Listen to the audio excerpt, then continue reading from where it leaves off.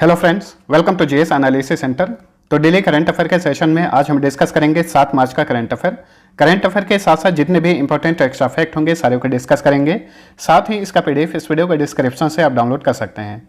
तो वीडियो को अंत तक देखिए। अंत में आप सभी से 2 प्रश्न पूछूंगा, उसका आंसर आपको नीचे कमेंट में लिखना है। तो अब चलिए स्टार्ट करते हैं। पहला क्वेश्चन है, बैंक ऑफ महाराष्ट्र ने किस राज्य में प्रोजेक्ट बैंक सखी शुरू किया है? तो प्रोजेक्ट बैंक सखी शुरू किया गया है उड़ीसा में। ऑप्शन ए सही उत्तर है। प्रोजेक्ट बैंक सखी का उद्देश्य गांवों के नागरिकों को उनके दरवाजे या किराना स्टोर पर बुनियादी बैंकिंग सेवाएं उपलब्ध कराना है। बैंक ऑफ महाराष्ट्र की बात करें तो इसकी स्थापना की गई थी 16 सितंबर 1935 को।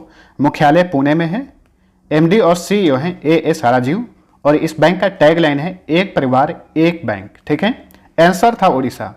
अब उड़ीसा से रिलेटेड जितने भी टॉप करंट अफेयर बने हैं इनका फटाफट रिवीजन कर लीजिए। ओडिशा के प्रथम आदिवासी मुख्यमंत्री थे हेमानंद बिस्वाल, इनका हाल ही में निधन हो गया। 24 घंटे पीने का शुद्ध पेयजल उपलब्ध कराने वाला देश का पहला शहर पुरी है। गंजम जिला यह ओडिशा का प्रथम बाल विवाह मुक्त जिला बना है। सरकारी भूमि की सुरक्षा के लिए अंतरिक्ष प्रौद्योगिकी और आर्टिफिशियल इंटेलिजेंस का उपयोग करने वाला यह देश का पहला राज्य है। 100% कोविड टीकाकरण करने वाला देश का पहला शहर भुवनेश्वर है, जो कि ओडिशा की कैपिटल है।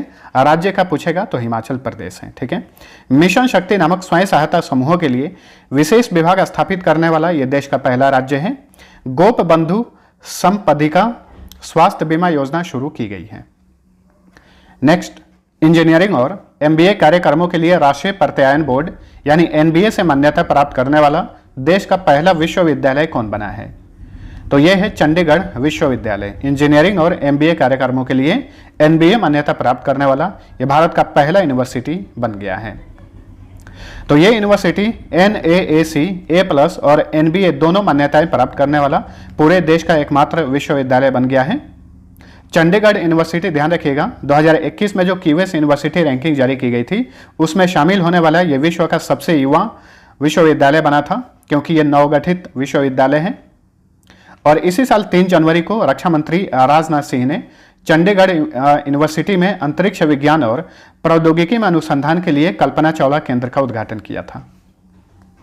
चलिए अगला क्वेश्चन है, लुप्त प्राय हिमालयी जड़ी बूटियों के संरक्षण के लिए हिमाचल प्रदेश का पहला जैव विविधता पार्क कहां पर स्थापित किया गया है?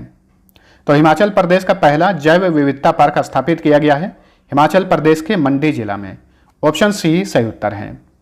तो यह पार्क मंडी की भुला घाटी में 1 करोड़ रुपए की लागत से स्थापित किया गया है। हिमाचल प्रदेश की बात करें तो हाल ही में यहां पर अपना कांगड़ा ऐप लॉन्च किया गया था। 20वां विजय हजारे ट्रॉफी 2021-22 का खिताब जीता है। लकड़ी के चूल्हे की जगह देश का पहला 100% LPG युक्त राज्य बन गया हिमाचल प्रदेश। 100% कोविड टीकाकरण करने वाला यह देश का पहला राज्य है। दालचीनी की संगठित खेती शुरू करने वाला भी यह भारत का पहला राज्य है। हिमाचल प्रदेश के लाहौल स्पीति जिले के काजा में विश्व का सबसे ऊंचा इलेक्ट्रिक चार्जिंग स्टेशन स्थापित किया गया है। विलुप्त हो रहे जल स्रोतों के जीर्णोद्धार के लिए पर्वत धारा योजना शुरू की गई है। अब देखिए, जब ये राज्य का बात चलता है तो कम से कम एक राज्य के बारे में हम अच्छे से सामान्य ज्ञान का अध्ययन करते हैं मैप के साथ। तो आज हम हिमाचल प्रदेश के बारे में जानेंगे, तो एक एक पॉइंट ध्यान से सुनिएगा।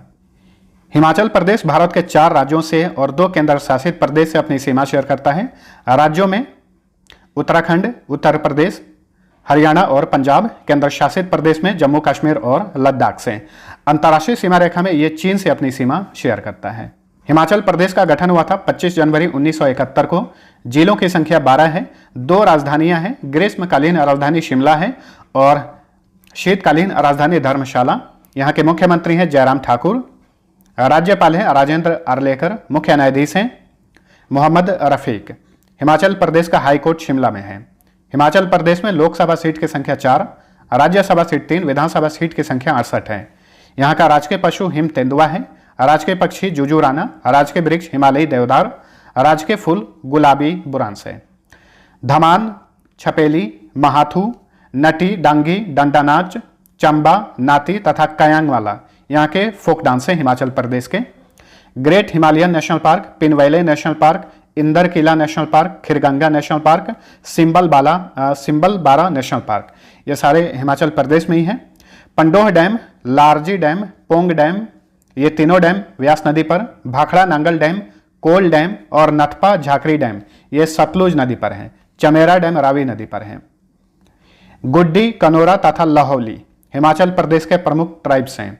यहाँ पे कुछ इंपॉर्टेंट दर्रे पाए जाते हैं, याद रखिएगा। शिप किला दर्रा, रोहतांग दर्रा तथा बाड़ा लाचा दर्रा ये हिमाचल प्रदेश में है। चलिए अगला क्वेश्चन है, केंद्र सरकार ने क्षमता विकास योजना को कब तक जारी रखने की मंजूरी दे दी है? तो देखिए, हाल ही में केंद्र सरकार ने क्षमता विकास योजना कैपेसिटी डेवलपमेंट स्कीम को 31 मार्च 2026 तक जारी रखने की मंजूरी दे दी है। ऑप्शन डी सही उत्तर है। तो 31 मार्च 2026 तक बढ़े इस योजना पर कितने करोड़ रुपए खर्च किए जाएंगे? 3179 करोड़ रुपए। नेक्स्ट, 6 मार्च को पुणे मेट्रो रेल परियोजना का उद्घाटन किसने किया? 6 मार्च 2022 को पुणे मेट्रो रेल परियोजना का उद्घाटन किए प्रधानमंत्री Narendra Modi. Option C right answer है। पुणे मेट्रो रेल परियोजना को 11,400 करोड़ रुपए से अधिक की लागत से स्थापित किया गया है। पुणे की बात करें तो देखिए, पुणे में ही स्थित है सीरम इंस्टीट्यूट ऑफ इंडिया का मुख्यालय। साथ साथ में जो कंप्यूटर निर्माता कंपनी है सीडैक का फुल फॉर्म होता है centre for development of advanced computing, इसका भी मुख्यालय पुणे में है। और पुणे कहां पर है? महाराष्ट्र में। नेक्स्ट, चौथे जन औषधि दिवस की थीम क्या है? तो देखिए, जन औषधि दिवस हर साल 7 मार्च को मनाया जाता है। इस बार का यह चौथा संस्करण है और 2022 का थीम है जन औषधि जन उपयोगी। तो ऑप्शन ए सही उत्तर है। तो जन औषधि दिवस 7 मार्च को मनाया जाता है। और ध्यान रखिएगा, केंद्रीय रसायन और उर्वरक मंत्रालय द्वारा 1 से 7 मार्च के बीच में पूरे भारत भर में जन औषधि सप्ताह मनाया गया। ठीक है। जन औषधि दिवस सप्ताह समारोह के अवसर पर देश भर में 75 स्थानों पर जन औषधि बाल मित्र कार्यक्रम भी आयोजित किए गए। अब देखिए, दिवस का बात चल गया है तो इस मार्च माह में अभी तक जितने भी इंपॉर्टेंट दिवस मनाए गए हैं इन्हें भी याद रखिएगा। 1 मार्च को शून्य भेदभाव दिवस मनाया गया। 1 मार्च को ही विश्व नागरिक सुरक्षा दिवस मनाया गया। साथ साथ में आप थीम भी देख सकते हैं। 3 मार्च को विश्व वन्य जीव दिवस मनाया जाता है। 3 मार्च को ही विश्व श्रवण दिवस भी मनाया जाता है। 4 मार्च को राष्ट्रीय सुरक्षा दिवस और 4 मार्च को ही विश्व मोटापा दिवस भी मनाया जाता है। चलिए अगला क्वेश्चन, 28वें DST-CII भारत सिंगापुर प्रौद्योगिकी शिखर सम्मेलन 2022 का विषय क्या था? तो देखिए, हर साल CII द्वारा यानी कन्फेडरेशन ऑफ इंडियन इंडस्ट्री द्वारा department of science and technology के सहयोग से प्रौद्योगिकी शिखर सम्मेलन का आयोजन किया जाता है। इस बार के इस सम्मेलन का भागीदार देश सिंगापुर है। तो इस बार जो ये सम्मेलन का आयोजन किया गया, इसका थीम था building economies for the future. Building economies for the future. Option B right answer. इस सम्मेलन के इस बार का ये 28वां संस्करण था। इसका आयोजन किया गया नई दिल्ली में और इस सम्मेलन का उद्घाटन किए थे केंद्रीय मंत्री डॉक्टर जितेंद्र सिंह। ठीक है। और इस बार के इस प्रौद्योगिकी शिखर सम्मेलन का भागीदार देश सिंगापुर था। सिंगापुर की कैपिटल है सिंगापुर सिटी। यहाँ के राष्ट्रपति हैं हलीमा याकूब, प्रधानमंत्री हैं ली सिएन लुंग, करेंसी डॉलर। नेक्स्ट, हाल ही में प्रधानमंत्री नरेंद्र मोदी ने किस शहर के बालेवाड़ी में RK लक्ष्मण आर्ट गैलरी संग्रहालय का उद्घाटन किया?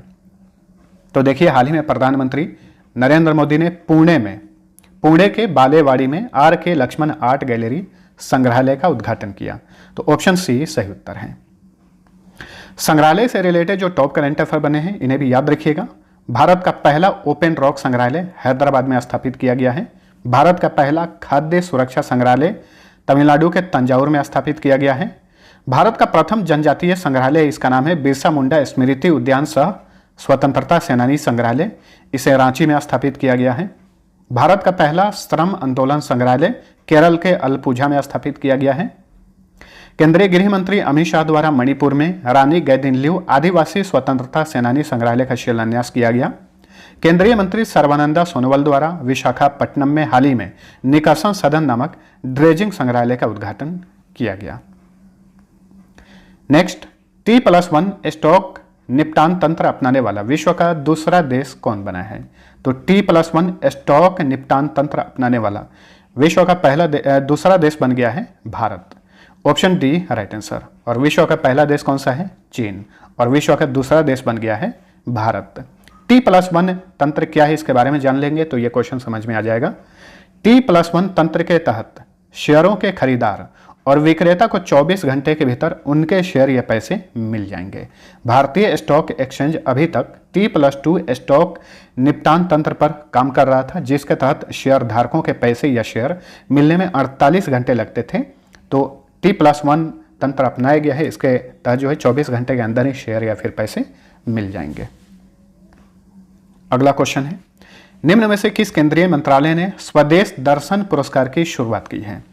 तो देखिए, हाल ही में केंद्रीय पर्यटन मंत्रालय ने स्वदेश दर्शन पुरस्कार की शुरुआत की है। Option A right answer.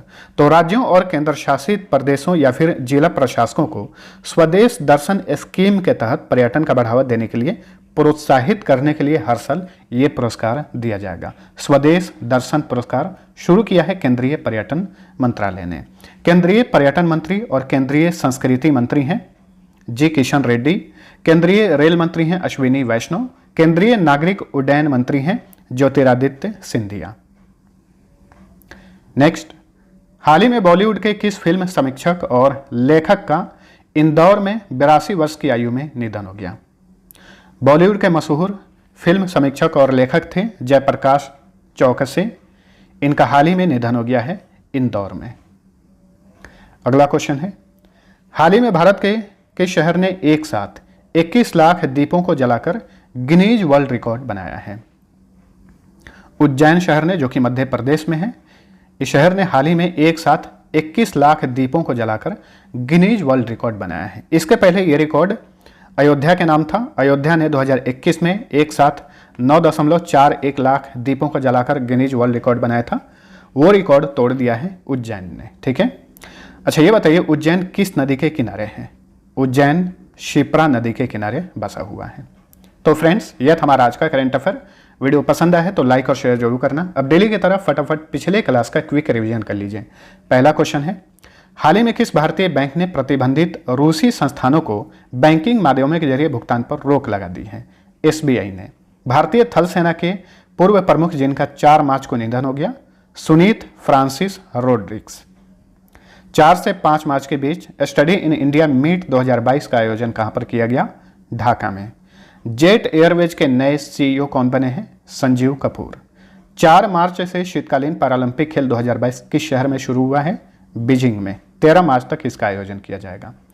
4 मार्च 2022 को प्लास्टिक रिसाइकलिंग और अपशिष्ट प्रबंधन पर अंतर्राष्ट्रीय शिखर सम्मेलन 2022 का उद्घाटन किसने किया? भानु प्रताप सिंह वर्मा ने। फिक्की जल पुरस्कारों के 9वें संस्करण में विशेष जूरी पुरस्कार से किसे सम्मानित किया गया?